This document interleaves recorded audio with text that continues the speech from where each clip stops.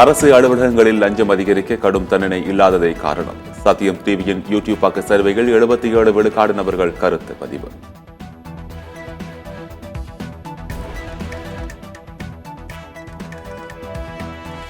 ஆழ்ந்த காற்றழுத்த தாழ்வு மண்டலத்தின் நகரும் வேகம் 10 கிலோமீட்டராக அதிகரிப்பு. புயலாக மாறாமல் நாளை மாலை காற்றழுத்த தாழ்வு மண்டலமாக வலுவிழக்கிறது.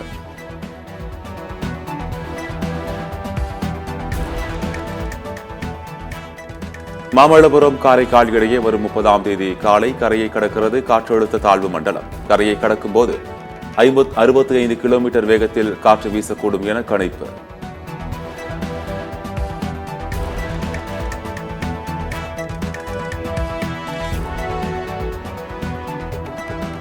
தமிழ்நாட்டில் இருக்கும் ஆழ்ந்த காற்றழுத்த தாழ்வு மண்டலம் செயற்கைக்கோள் மூலம் கண்காணிக்கும் இஸ்ரோ. இன்சாட் 3 DR செயற்கைக்கோள் மூலம் ஆழ்ந்த காற்றழுத்த தாழ்வு மண்டலத்தின் தீவிரம், நகரும் திசை கண்காணிப்பு.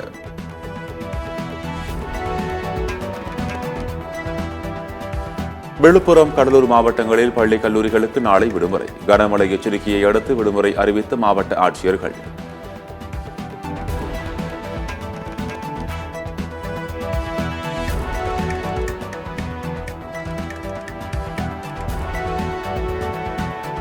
புதுச்சேரி, காரைக்காலில் பள்ளி கல்லூரிகளுக்கு 2 நாட்கள் விடுமுறை. கனமழை எச்சரிக்கையால் நாளையும் நாளை மறுநாளும் விடுமுறை அறிவிப்பு.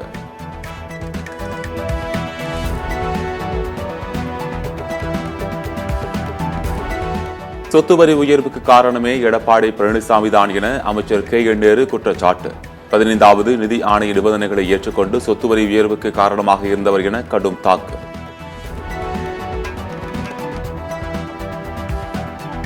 பாம்பன் புதிய ரயில் பாலத்தின் தரத்தை உறுதி செய்த பிறகு திறக்க வேண்டும். மத்திய ரயில்வே அமைச்சர் அஸ்வினி வைஷ்ணவுக்கு ராமநாதபுரம் MP நவாஸ்கனி கடிதம்.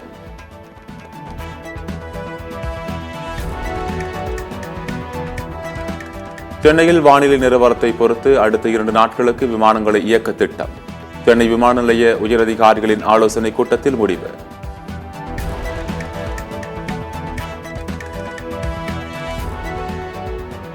ஓட்டுநர் இல்லா ரயில்களை தயாரிக்க சென்னை மெட்ரோ நிர்வாகம் திட்டம்.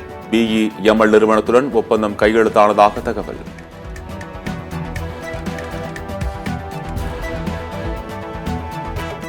தூத்துக்குடி ஒருங்கிணைந்த பதிவுத்துறை அலுவலகத்தில் லஞ்ச ஒழிப்பு போலீசார் சோதனை. கீழூர் மற்றும் மேலூர் பத்திரப்பதிவு அலுவலர்களிடம் கணக்கில் வராத பல லட்சம் ரூபாய் பணம் சிக்கியுள்ளதாக தகவல்.